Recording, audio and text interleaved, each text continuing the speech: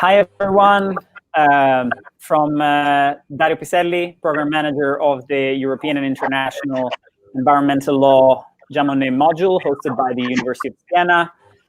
Today, we will host Professor Leonie Reins from the University of Tilburg to discuss the role of the environmental guarantee under Article 193 of the Treaty on the Functioning of the European Union in achieving the objectives of the EU environmental policy. Together with me, Riccardo Pavoni, the academic coordinator of the Jamone module. This is the second webinar of the 2020-2021 webinar series. We're incredibly happy to start the year with an incredibly interesting speaker on a topic of utmost interest. Riccardo, please, with a short introduction before we give the floor to our guests. Yes, we are very happy to welcome Leonie Reins here with us today. Dario Piselli has already introduced a little bit the topic. I would just like to mention that Leonie is now an assistant professor at the Tilburg Institute for Law, Technology and Society since 2017. I would like to mention that Leonie is by now a very young but well-known specialist of environmental law. She holds a PhD from the Catholic University in Leuven, Belgium. She also has an LLM in this area, in International European Comparative Energy and Environmental Law. And she already has a very promising and important set of publications, both in leading journals and in books. Let me just recall the books because those are very relevant. She has a monograph on the problem of shale gas, which is really an intriguing topic. And I'm looking forward to reading that book, which I don't know so far. And she's also a co-author of a key manual in EU environmental law with Professor Geert van Kaster. I have the book with me here, so I'm doing some publicity about that. The title of the webinar, which we selected with Leonie, is "Where Eagles Dare in EU Environmental Law? How far may member states go through unilateral measures?" Where the eagles obviously are member states of the European Union. So, Leonie, thank you for accepting our invitation, and the floor is yours. Thank you very much. I'm just going to briefly share my screen and hope everybody can see it. Yes? Perfect. Yes, very well. And welcome everybody also from me. Thank you very much for the kind introduction. It's an honor for me to be here, and I thank Dario and Riccardo for the invitation. My talk is indeed about where eagles dare in EU environmental law, how far may member states go through unilateral measures. And actually the talk connects very well to the introductory or keynote talk given by Professor Peters in the last webinar. And it's actually based on her and Mariolina's book on EU environmental law. And during her talk, Professor Peters specifically mentioned the need to understand the European division of competences in general, but also environmental law in particular, and for the framework to taking unilateral measures of the member states. So I hope that after that webinar, you will have a better understanding of what this is actually all about and what Professor Peters and also the title meant by this. The topic is actually quite complicated and complex, so I will do my best to keep it as simple as possible. One additional note before I finally start, I purely focus on the environmental guarantee and what it means for the relationship between the Union on the one hand and the member states on the other hand internally. If you're interested in reading about the external dimension of the problem, that is actually even more complicated. There's actually a great article written by Riccardo Pavoni on the topic, which is also included in the references at the end of the talk. So, against that background, the aim of today is to first of all get a general understanding about the environmental guarantee. But also, the aim is a bit more than that, namely to understand how the Court of Justice has interpreted the provision and also to understand whether it's an effective tool for the protection of the EU environmental policy objectives. In order to reach that aim, we will discuss the environmental guarantee from a primary law perspective and also from a secondary law perspective. First of all, I will give you a brief historical background and context before we also very briefly turn to the textual interpretation of the provision of Article 193. The third point is actually the main part of the talks, the interpretation by the court itself, and thereby we focus on the constitutive elements of the article. Before I conclude, I will also briefly delve into the environmental guarantee as used in EU legislative instruments, because actually this is, in my area, in my understanding at least, one of the areas where further research and also teaching need is actually very important. But first, actually, let's step back and look what the environmental guarantee actually is. Therefore, we have to open our Treaty of the Functioning of the European Union and go to Title 20 on environmental policy. Here, as you probably all know, we have the environmental objectives and principles. And for us now, the second paragraph is of specific importance, where it says that Union policy on the environment shall aim at a high level of protection, taking into account the diversity of situations in the various regions of the Union.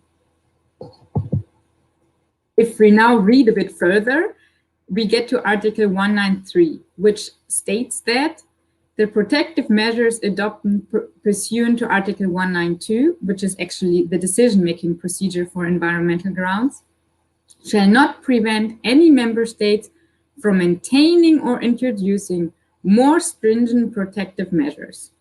Such measures should be compatible with the treaties, and they shall be notified to the Commission. So this provision is commonly referred to as the environmental guarantee. It was introduced in the European Single Act in 1986 and was drafted on the request of the European member states that actually had a rather high level of environmental protection. One could say Germany, for example, or in general the northern member states. The intention back then was to reassure these member states that environmental laws would not be watered down when it came to adopting them on a European level. While it was already introduced in the European Single Act, it only became really important with the Maastricht Treaty in 1992. This is because prior to Maastricht, as maybe one of you already know, or most of you, environmental legislation was subject to unanimity voting, meaning member states which considered a proposed environmental act as either being too strict or not strict enough could simply block it. With the introduction of qualified majority voting in the Maastricht Treaty, this was no longer an option, except for those issues which are still subject to unanimity, but this is a different topic, actually. It is also important to mention that the environmental guarantee contained in Article 193 is not the only environmental guarantee contained in the European treaties. In Article 114, in the fifth paragraph thereof, includes another one in relation to the internal market. Some of the characteristics, scope, and requirements for the application of the environmental guarantees are similar, others are different. For example, contrary to Article 194.5, which you see on the slide actually right now, in Article 193, there's no requirement for new scientific evidence relating to the protection of the environment, or also for the problem to be specific to one member state only, arising after the adoption of the harmonization measure, as you can see here on the slide. However, for both environmental guarantees, it's actually the fact that the burden of proof to illustrate that the more stringent provision is compatible with the treaties lies on the member states.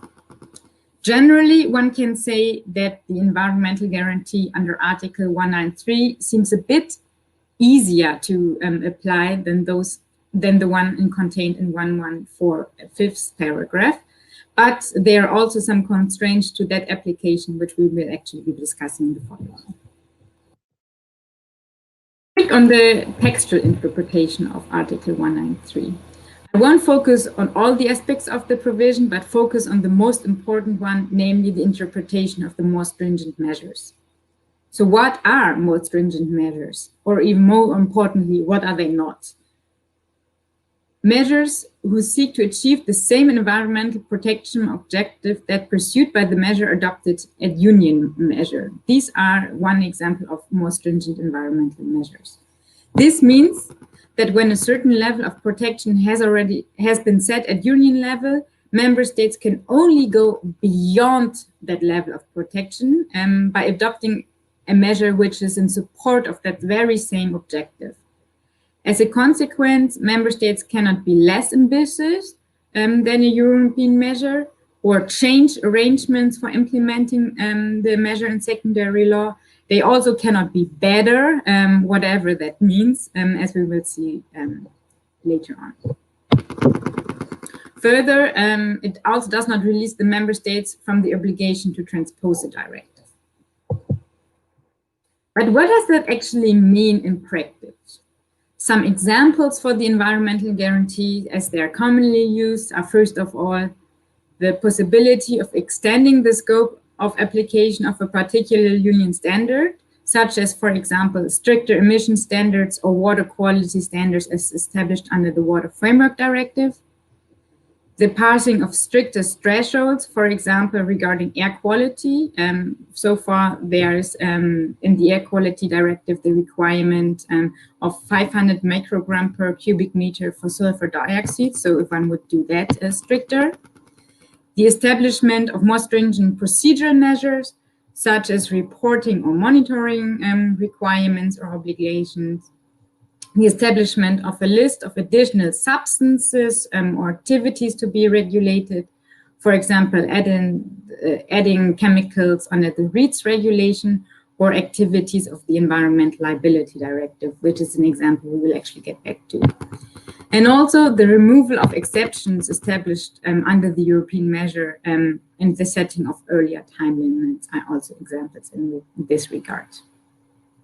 However, one has to say that the treaties themselves do not contain a definition of what the term more stringent protective measures actually means. The European Commission has also not provided any guidance on the issue, and therefore the role of the court in further fine-tuning and the meaning of the environmental guarantee is quite important. And actually, this is what we will look at in the following, in the main part of the talk. So in order for the environmental guarantee to be lawfully used by a member state, 3 conditions must be fulfilled. First of all, a more stringent protective measure adopted by a European member state. I guess that's clear, that it has to be compatible with the measures of within the treaties. And third of all, that it has been notified to the European Commission. It is actually to note that some authors, such as Lorenzo Squisiani, who's actually one of the heroes on the topic, he's written his entire PhD thesis on it, see that requirements 1, so the more stringent protective measure, and requirement 2, the compatibility with the treaty, needs to be read together, as from a practical point of view, this distinction, according to them, is not relevant. And actually, I quite agree with them. However, for reasons of simplicity, we will look at all these 3 elements now separately. So the clearest articulation of the test to control the lawfulness of the use of the environmental guarantee was provided by the court in 2005 in a case called Deponie Zweckverband Eiterköpfe. In that case, the court was asked to provide a preliminary ruling in the context of proceedings before the Verwaltungsgericht of Koblenz concerning the authorization to operate a landfill site. The court actually held that it is clear from the broad logic of Article 176, which is in fact now 193, that in adopting stricter measures, member states still exercise powers governed by community, which is now union law, given that such measures must in any case be compatible with the treaties. Nevertheless, it falls to the member states to define the extent of the protection to be achieved. In the ruling, the court considered that as long as the German measure at issue fulfilled the same environmental objective than in the directive, and this just would be stricter, it would be the application of a more stringent measures. For example, to the extent that the directive included the term not later than, member states were free to adopt stricter time limits and therefore a more stringent form of protection. The Court of Justice finally concluded that when measures are individually compliant with community or no union law, there's no need to look for grounds regarding them collectively as contrary to community law. Further, the court has made explicitly clear that the principle of proportionality, which is generally applicable in case of member state action seeking to derogate from union obligations, is not applicable as far as the more stringent protective measure of domestic law under the environmental guarantee is concerned. It's only concerned when it comes to the measure of the secondary legislation as such. This finding is actually very interesting and to be kept in mind. For now, we will get back to this in a bit.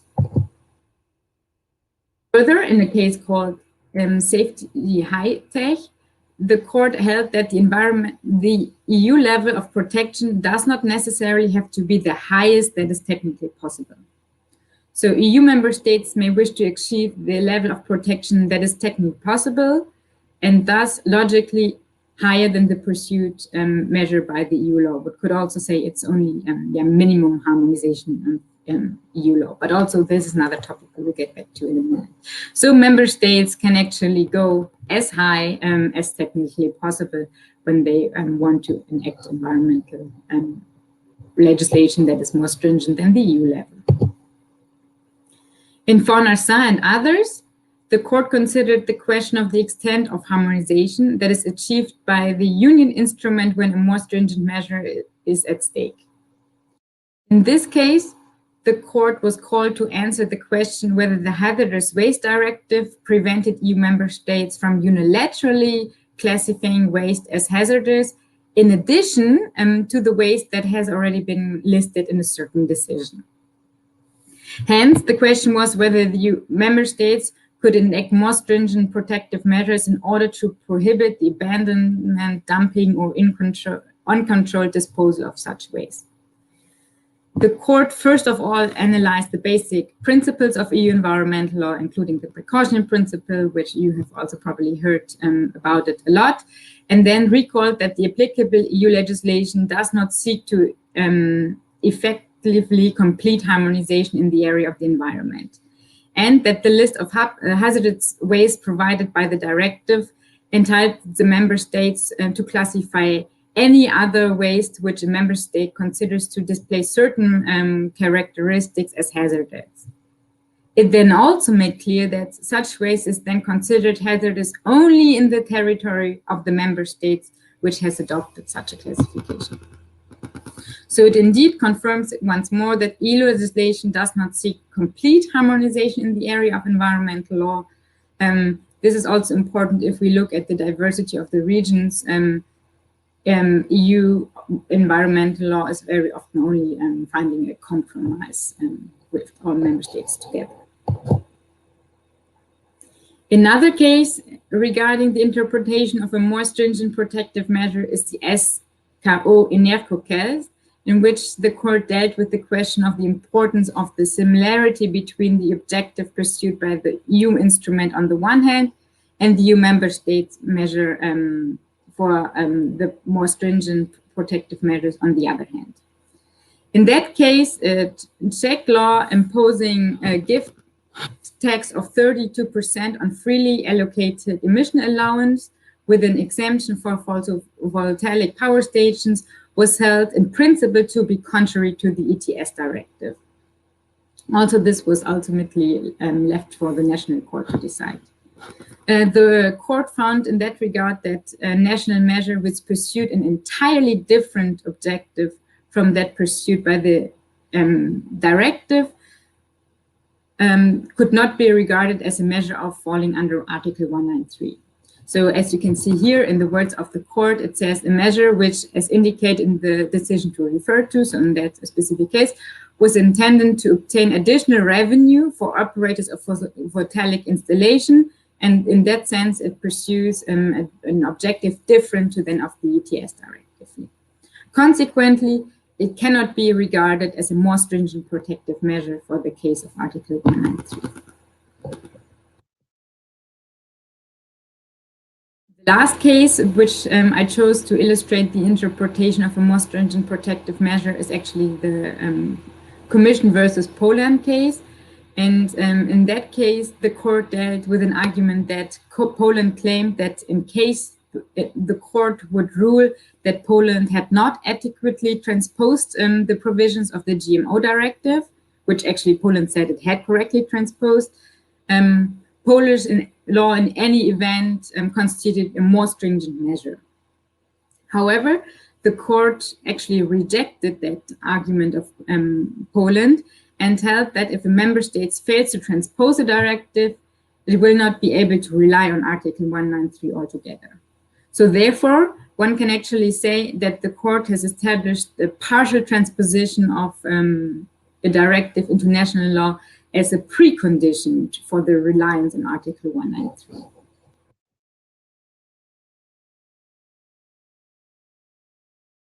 So far, the interpretation of the first component, more stringent protective measures. The second component mentioned here is that measures must be compatible with the treaties. So not only with the environmental objectives under the environmental provision, but also with other objectives, such as the free movement of goods, harmonization, competition law, taxation rules, etc. So this was dealt with in the Düsseldorf and others case. At issue there was an export restriction which was included in the then Dutch long-term plan for disposal of dangerous waste of 1993. And the plan had the effect that the export of waste would not be permitted unless the processing of oil filters abroad would be superior to that performed in the Netherlands. So they would not expose the waste unless in the recipient country it would be treated in a more superior way. The court actually in this regard found that the export restriction, that this was actually an export restriction itself, and this was not necessarily for the protection of health and life of the humans in accordance with Article 36 of the treaty. And therefore, the measure itself was incompatible with the free movement of goods and could also not be remedied by relying on the imperative reasons to protect the environment or by the public derogations provided in Article 36. This also goes a bit into free movement law, but I still hope you're with me for now. Consequently, Düsseldorf and others provided the first indication of the restrictive nature of the environmental guarantee on grounds that the measure was not compatible with the treaties. And actually, if you look at the court's judgment, it says that it was not compatible because it was not necessary for the protection. And you could also argue with that reasoning, there was already a kind of proportionality discussion included in the judgment. If you remember what I said earlier, that proportionality was not applicable in case of the environmental guarantee, that judgment already kind of contradicted that earlier interpretation of the court. But we will get back to that in a second again. So the Trident case actually confirmed the earlier findings of the court regarding the environmental guarantee and the compatibility with the treaties. This case is actually very relevant for the external dimension, which I, as I said, won't discuss today, but just to note that it dealt with member states' right to enact stricter measures to protect endangered species of fauna and an absolute trade prohibition of with captive born and bred species of endangered species. And in the judgment, the court held that a national rule cannot therefore benefit from the derogation provided for in Article 36 if the health and life of animals can be protected just as efficiently by measures which are less restrictive of intra-community trade. So I think also in that case, there's a proportionality consideration in there. In another case called Turkvesi, the court considered the question of compatibility with the treaty in context of Article 16 of the Environmental Liability Directive. So in that case, the court held that environmental liability did not preclude national measures that, first of all, identify other categories of persons beyond those mentioned in the directive who are liable for an environmental damage. And then secondly, provides for the possibility for national authorities to impose fines on owners in addition to the users of the land. However, it is to stress that the court also stated that such national measures, so the fines, appropriate for the purpose of contributing to the attainment of the objective of more stringent protection, and that the methods for determining the amount of the fine do not go beyond what is necessary to attain that objective. So here also the wording could be considered as a reintroduction of the proportionality test, which, and as I already said, in Deponiezweckverband, the court said that the principle does not apply to the most stringent measures. Whereas that finding was already challenged in the rulings I briefly referred to, as well as in EIEL 2, the court in that case explicitly stated that the national measures must also be compatible with the general principles of EU law, which of course also include the principle of proportionality. So, do fundamental rights also need to be respected in the context of the Youth Environmental Guarantee? An interesting question. If you look at the opinion that Advocate General Cocotte gave in the Tallinna Vesi case, you could answer that question with a clear yes. In the ruling, however, the court neither referred directly to the concept of most stringent protective measures, nor the question of whether such measures needed to be respected, EU fundamental rights. It actually went another way of interpreting the question. However, in my opinion, this is just a logical conclusion. Firstly, the general principles include fundamental rights, and secondly, the EU member states have to respect fundamental rights in all kinds of situations. This would also include situations in which they adopt more stringent protective measures. Let's have a brief look at the third criterion, the notification of more stringent protective measures to the Commission. This was actually dealt with in the Azienda case.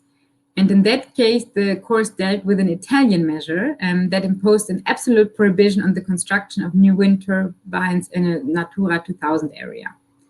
The measure went beyond what is provided for in Article 6 of the Habitats Directive, and therefore, according to the court, constitute a more stringent protective measures in the sense of Article 193. However, Italy did not notify that measures. In this regard, the court held that neither the wording nor the purpose of Article 193 provides any support for the view that a failure by the member states to comply with their notification obligation under Article 193 in itself renders unlawful the more stringent protective measures adopted. Furthermore, you might remember from the beginning of the talk that both Articles 193 and 114, so the other environmental guarantee, requires a notification to the Commission. However, Article 193, unlike the other provision, does not require that the grounds for introducing the notification has to be notified as well. Hence, it actually can be argued that a simple notification of the more stringent measures under 193 is enough without proving reasons thereto. And actually, the court in that case has clearly said that even a failure of notification doesn't render the measure itself unlawful. A quick recap. The case law of the court has greatly contributed to the shaping of the environmental guarantee. I hope that you agree with me after having listened to me so far. And it also clarified a lot what it means to be in accordance with the treaties, namely to comply with the general principles of EU law, that also includes fundamental rights, and to be in accordance with Article 34 to 36 of the Treaty of the Functioning of the Union on the prohibition of quantitative restrictions between member states, and it must hence respect the rules regarding the free movement of goods and trade, and cannot constitute an arbitrary restriction on that trade. Further, the measure must be in line with the harmonization objective of the relevant secondary measure itself, and in that sense, it cannot be different, and as the settler put it, must consist in the extension of the harmonization rule by pursuing a greater level of environmental protection. Not different, not better, just more stringent. And let's turn to the fourth part of the presentation, the environmental guarantees as used in EU legislative instruments. So after having discussed it from a primary law perspective, we will now briefly discuss it under the secondary law perspective as well. First of all, I have a question to the audience. And may a directive prohibit EU member states from adopting more stringent protective measures? If we were on Zoom, I would have asked the audience to press yes or no. If we were in a classroom, I would have asked to raise your hands, but please keep your opinion, your intuition in mind, and maybe we can have a discussion thereof in the chat. So can or may a directive prohibit EU member states from adopting more stringent protective measures? If we recall the wording of the treaty, I would say that's a clear no. The protective measures adopted shall not prevent any member states from maintaining or introducing more stringent protective measures. In my opinion, that's a clear no. However, scholarship is sometimes of a different opinion there. Lange, but also Jans and Feder have said that there's a clear risk that the functioning of the internal market is undermined if the member states are allowed to apply more stringent measures in all situations. And I actually think they have a point as well. And Martin Holverde actually goes further than that, and he said that the EU's jurisprudence on this measure is inconclusive and unclear. So I guess for now, we can say that an argument that Article 193 provides for unfettered freedom for the member states is also not really plausible. This is actually interesting against the background to see that currently or recently, the EU legislature has opted to include the possibility to adopt more stringent measures in legal instruments which are adopted under the environmental objective. This is just a table including a couple of examples. It's non-exhaustive and indeed only examples. So reference to Article 193, as you can see on the table, are now typically included in recitals and sometimes even in operative provisions of directives or regulations in the environmental area, but also the last item shows an international agreement between the Union and third countries, in this case, Switzerland. We won't go through all of those examples. I just have picked two examples which are very interesting, at least I think so. So the first one is the one included in the Medium Combustion Plants Directive. And here, as you can see in the recital 24, the second sentence is of particular importance. It reads that such measures may be needed, for example, in zones not complying with air quality limit values. In those cases, member states should assess the need to apply stricter emission limit values than the requirements set out in this directive. As you can see here, rather than merely providing the EU member states may adopt more stringent protective measures, the directive itself indicates as to when the need for such a measure may arise. And actually, one may wonder, or at least I wonder, why this is not a substantive requirement in the directive itself, but I'm curious to hear your opinions about it. Another example which I found interesting is included in the sulfur directive. And as you can see, recital 14 lays down a straightforward articulation of the basic elements of Article 193. However, then recital 15, as you hopefully can see on this slide, it's maybe a bit small, includes detailed procedural requirements for the notification of any new, more stringent protective measures by reference to another directive, namely Directive 2015-1535, which is a directive laying down a procedure for the provision of information in the field of technical regulations of rules on information society services. So, in my opinion, the reference to Article 2015-1535 may be seen as a further institutionalization or formalization of the environmental guarantee. If you go through that directive, Article 5 actually requires member states to immediately communicate to the Commission any draft technical regulation unless it merely transposes international or European standard. And it actually arguably also provides for a further element of control by the European Commission, as Article 5.2 of the directive that provides that the Commission and also other member states may make comments to the member state which has forwarded a draft technical regulation, and hence by extension also the involvement of the environmental guarantee. And according to the same provision, the member states making that notification shall take the comments into account as far as possible in preparation of the technical regulation. So in my opinion, it's interesting to see how to combine it with the Hacienda judgment, which clearly said that any failure to notify the measure itself does not render the measure itself unlawful. And now we have a very detailed requirement of notification here. So I think both actually the examples that I highlighted, but also the others show that the environmental guarantee is going a further process of institutionalization or formalization in European law. But these are just my thoughts. I'm looking forward to hearing your opinions in a minute. After this is actually my last slide, I have given you a quick overall conclusion.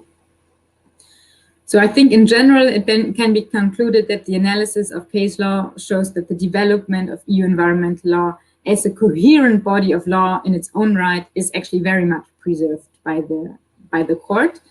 However, this also implies that some constraints are put on the ability of the member more stringent measures, which actually seems to be in alignment with what the intentions of the drafters of the environmental guarantee had in mind. So the wording of Article 193 might at first sight suggest that there's plenty of room for the member states for more stringent protective action. In practice, however, the member states have to assure that such measures seek to attain the same objective as pursued by the EU legislative instrument, that it might not violate the provisions of the EU instrument in question, nor the treaties and general principles of EU law, including fundamental rights. And in the way in which the Court of Justice has solved disputes can be, in my opinion, rather legalistic or overall restrictive, as opposed to the court being an environmental activist by providing a wide room for maneuver for the member states to act under Article 193. That would be my conclusion for now. Looking forward to hearing your thoughts on it. And these are just some sources which I've used during my talk, but also some sources for further reading and studying on the issue. Thank you very much. I look forward to hearing your questions. Thank you very much, Leonie, for this very, very interesting presentation. I see that there's already one question in the chat. Before we jump to that, maybe I would like to give the floor to Ricardo in case he wants to kickstart the debate with one of his own. Thank you so much, Leonie, for your presentation and also for being so concise. I mean, you were very able to summarize in 40 minutes a topic which can be dealt with also very, very extensively. And did a challenge. Yeah. Of course, I mean, I think this is a key area, and you underlined that very well, because when we are talking about the environment in general, as you know, I don't see anything bad in states pursuing unilateral actions. I mean, I think that eagles in the area of environmental law should be welcomed, because they are usually, say, front runners when it comes to improving the protection of the environment. So that's just a general consideration. But of course, this problem has to take into account the specificities, the realities of European Union integration. And that's obvious. I mean, this power of member states cannot result in anarchy in the EU. Of course, that would be against the spirit of the EU, so of the EU integration process. And I mean, my impression because I was very important for me to hear your views on this, because it also gave me an opportunity to catch up with the former research that I carried out. So I didn't know the latest cases in this area. I'm very much tempted to conclude that the different rulings given by the court are, of course, very much heavily dependent on the facts of the specific cases. I mean, I tend to, because when you're talking about, the environment, it's very, very hard just to speak about theory on trying to, if you don't know the specific facts of each single case, sometimes you're not able to grasp the fundamental message by the court. So my impression is that the court is like trying to push its own decision and to let's say mold its own decision in the vis-a-vis the specific facts of the case. So I mean, it's being legalistic or permissive here. It depends on the facts of the case. For example, I mean, this Italian case that I didn't know, Azienda Agrotecnica Franchini, which is a key case in my view, and I'm very happy that I heard about that, shows an attitude by the court which is the opposite of being legalistic. Because to me, the requirement of notification in Article 193 is indeed a requirement. And if you do not comply with that requirement, that measure is unlawful. I mean, this is what I mean appears by reading Article 193. And the court said that the Italian measure were not contrary to Article 193 because there was no this absolute requirement of notification. So then I become confused. That, in my opinion, means that the court was very positive towards that Italian measure. It thought that it was a good improvement vis-a-vis the Habitats Directive. And on the other hand, for example, I don't know the other case that you mentioned, Scoenergo. I don't know if the pronunciation is right, the 2015 case, Scoenergo. There, I'm confused again, because I don't know the facts, so I should get into deeper reading about that case. I mean, the court saying that, okay, that measure is not valid, is not lawful under EU law because it does not pursue the same objective than the secondary EU legislation, because it was aiming at improving the income, the revenue of photovoltaic operators. What does that mean? I mean, I'm not sure that I got the message from the court there. So this is just a general consideration. I don't want to monopolize the debate, and so if Dario agrees, we should also give the floor to the audience. Yes, absolutely. Unless Professor Reins wants to add something to your observation first. Maybe I can briefly reply to a couple of observations actually for already. Not some of them were really interesting remarks, and I have to think about them further. The point that you said about the notification procedure, about the Italian case, I think it's indeed very interesting. It also opens the door for other member states of just doing their thing and then saying, well, I didn't, I'm sorry, I forgot to notify, or anything like that. However, I think the current observation that those very strict notification requirements are included in secondary legislation is also difficult in my opinion, because indeed we have the clear example of the other environmental guarantee, which it says it should provide reasons for using the environmental guarantee.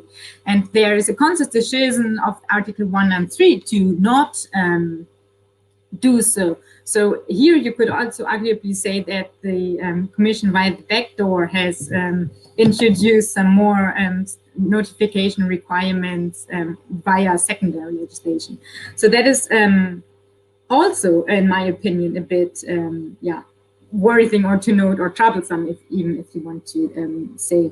Then your last remark on the ETS and the tax gift, it's indeed a difficult case. Maybe to give another example, which makes it easier to understand, it's the slide I mentioned at the beginning, which is actually composed by literature, rather, of what the environmental guarantee can be and cannot be.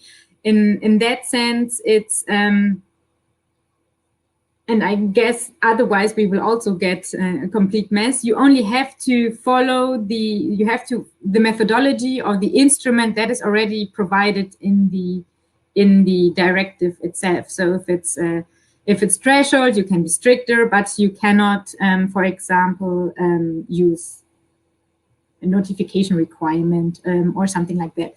It has to be in the same line. And in the ECO case, I also don't know whether it's the right pronunciation, probably not, that indeed the objective of the measure was changed, because it was not free allocation anymore, it was gift tax,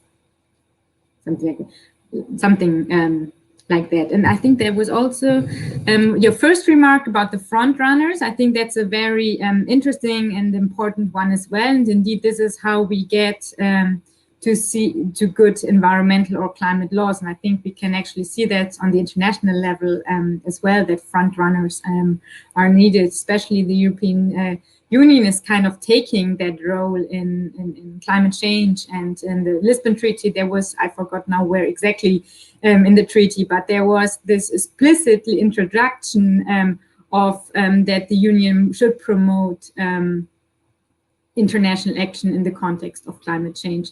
So if you beef it up a level, I completely agree with you that front runners are needed, and front runners is what led us to the comparable strict environmental regulation we have in the Union as compared to other international players.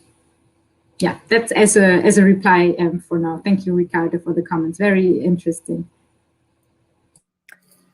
Thank you so much.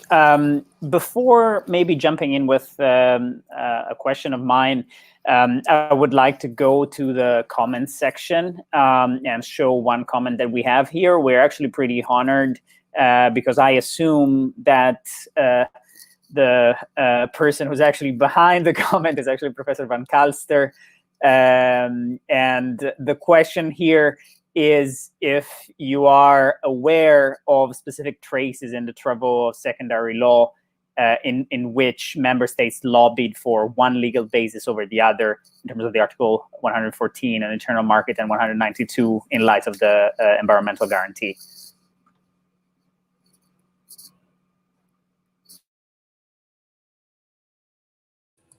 I'm still on mute, sorry. Thank you very much for that question here, and I'm glad that you're watching me or listening to me. Yeah, this is actually a challenge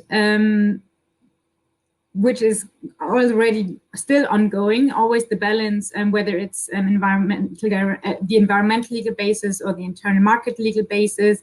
As most of you probably know, the internal market basis is a way older than the environmental basis. So before, the internal market was often used for environmental procedures as such, and indeed member states do prefer that legal basis over Article 192 quite a lot, because in that way they can, the lobbying is just easier, also because of the unanimity requirements and so on. Thanks, Geert.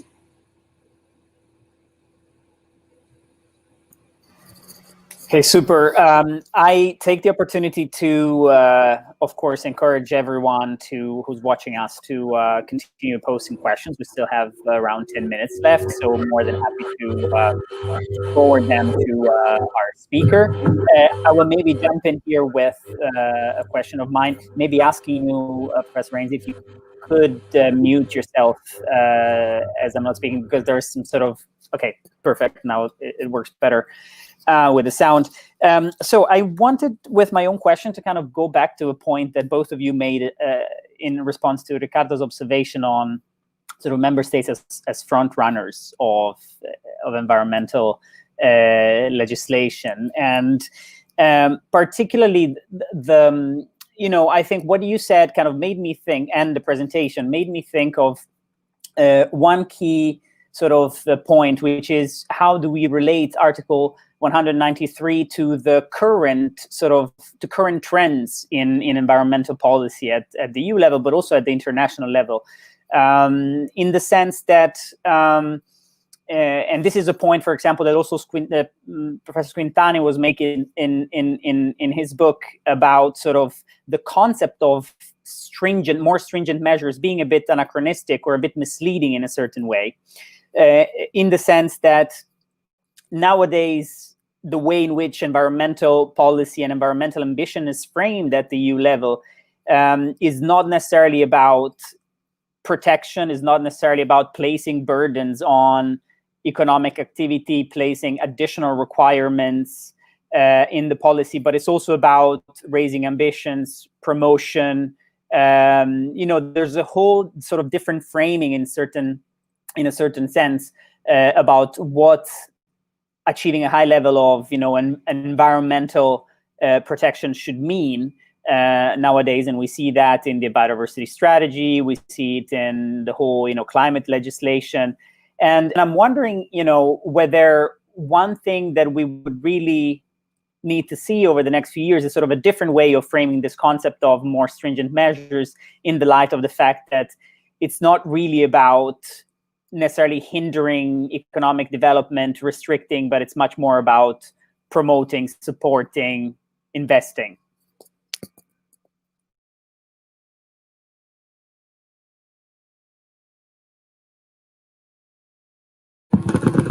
Thank you very much. Actually, thank you very much. This reminds me actually of the entire thinking that we have to change overarchingly, namely that growth is not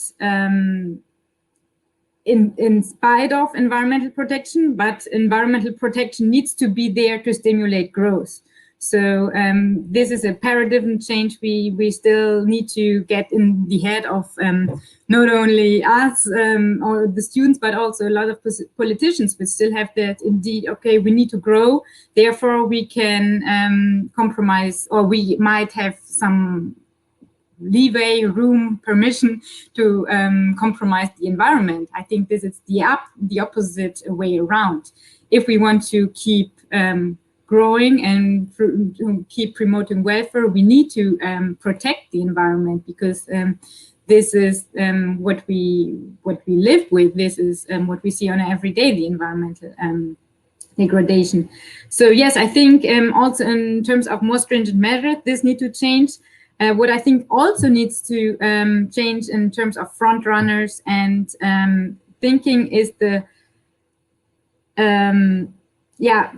strict definition between environmental, energy, and climate law, and taxation and trade law. We see all those in silos very often, but they are only environmental impacts on energy extraction, or energy extraction has a lot of environmental impacts. So these go hand in hand. We cannot always separate this discussion. I think indeed the EU and the climate talks are on the way to kind of combining these issues, but it does remain a challenge. Yeah, and I think it presents a lot of interesting questions for how the concept itself will be interpreted by the courts going forward. You know, what does it mean to actually achieve a high level of environmental protection? That's not necessarily about stringency of certain policy requirements. So it's quite interesting, and it's also quite interesting in terms of sort of the healthy sort of policy competition, sort of, you know, the article representing a good way of raising that kind of ambition on many ways, from climate to biodiversity. But sorry. So far, the court had said it can only be more stringent. It cannot be different or better, even though the diversity of the regions and the problems each member state is struggling with might be very different. So in practice, it might indeed be the case that a certain other measure would be better to attain the wished environmental objectives. But again, if one it's kind of opening Pandora's box. If the court would not now say, okay, they only doesn't need to be more stringent, they can also be different or better or so. It might be indeed what it's needed in order to enable front runners to go ahead and to run even further, so to speak. But I don't see the court doing it in the near future. Thank you so much for the very poignant observation. I will jump immediately to the comments again, because I see we have a couple new ones. One is an observation that kind of builds on the question of the two legal bases that was raised before. I'm not sure if you want to say to add something to that, but it's just a point about Article 114. Yes. No, indeed, yeah. Sorry if I said it wrong. That's not what I wanted to say. I just wanted to say that there's still some measures under Article 192 where unanimity is still required. Super. And I will go to the second one, which is also from a very welcome guest of us, Professor Martin Peters, who was with us for the inaugural webinar of this edition of our webinar series. And the question is whether you support the opinion of the Advocate General regarding the applicability of fundamental rights in case of more stringent action. Thank you very much, Marianne, as well for being here. Yes, certainly, I do support the argumentation. I don't know whether you can still hear me.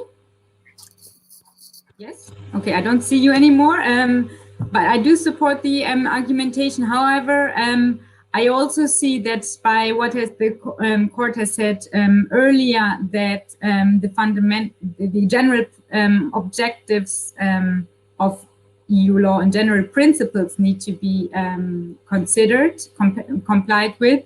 I think by that extension, the fundamental rights are covered as well. So yes, I do support that fundamental rights should be applicable when we talk about the environmental guarantee. But I also see that the court did not explicitly need to mention it because by definition, via the general applicability of principle, this is already covered. Perfect. Thank you so much. Is there still a problem, or can you see us again? No, I can see you again. Yes. Okay. Super. Riccardo. Okay. Let me just follow up a little bit on Professor Peters' intervention, which of course we say, hi, Marianne, and thank you for being with us even today. We are very honored by that. And of course, I mean, we do support, I mean, I'm also supporting a reference to the respect for fundamental rights when it comes to the review of more stringent measures taken by member states. But then, of course, it depends very much depends on how you actually apply those fundamental rights. Because, for example, what are the fundamental rights which come into question in these cases? In that particular case, which Leonie was discussing, was the right to property and the right to conduct one's business. So how can those rights interfere, lawfully interfere with environmental protection measures, such as those at stake in that case, which were the end of waste problems? So, of course, there may be a limit, but when it comes to the right to property and its relationship with environmental protection measures, I think I would be very restrictive. And of course, without forgetting that also the Charter of Fundamental Rights also protects refers to environmental protection, perhaps only as a principle and not as a fundamental right itself. But of course, I'm also in favor, but I should be very cautious in going along that route and say, okay, the right to property may be a general, may be used generally to restrict the power of member states to adopt more stringent environmental measures. So that was just my comment, and I would like to, let's say, give the floor to other comments from the others, if there are. So at the moment, I see no more comments in the chat, and we just passed the 1 hour mark. So I don't want to, of course, to keep our speaker further. I would have plenty of questions myself that I will perhaps raise separately from the, for example, from the interactions of Article 193 with the precautionary principle, or the way in which the article is interpreted by domestic courts as opposed to how is interpreted by the Court of Justice. But I will just say, I would just welcome any concluding observation from you before we close the webinar. Yeah, thank you very much. Actually, those topics you mentioned right now, obviously how it is interpreted by the member states, how it is used now in legislative secondary law, and what does that mean? What is the trend we are observing now with having more references to the environmental guarantee in those secondary legislation itself? I think these are further areas for research which are still needed, and I don't know if any students or hope students are listening to that. So I think these are also very interesting thesis topics to keep in mind. If you're interested, and you can contact me, but I think also there are a lot of other or even more experienced research in that area. So thank you all for listening, and thank you for engaging and the great questions, and also thank you for Ricardo for his and Dario for the thought-provoking comments. Actually, I have some food for thought now for the rest of the Friday afternoon.